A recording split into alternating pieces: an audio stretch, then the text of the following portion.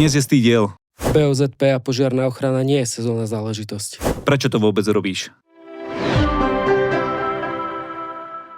Ty neoslavuješ? Prečo sa pýtaš? Dnes máme stý diel nášho podcastu. To už hádam dosť, nie?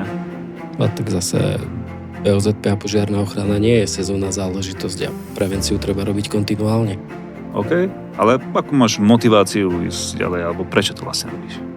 Tak pracujeme vo firme, ktorá to robí už skoro 30 rokov, hej, my sme vyše 15 rokov v tomto odvetví, takže uvedomujeme si ten dopad alebo tú mieru zodpovednosti, ktorú máme na našich zákazníkov, či už je ich rola konateľ, vedúci zamestnanec alebo zamestnanec. Proste máme vplyv na ich zdravie, život, hej, a celkovo na ich fungovanie. Takže ak tieto naše informácie tu zdieľané alebo rady pomôžu v akejkoľvek chvíli aspoň jednému z nich, tak to má zmysel.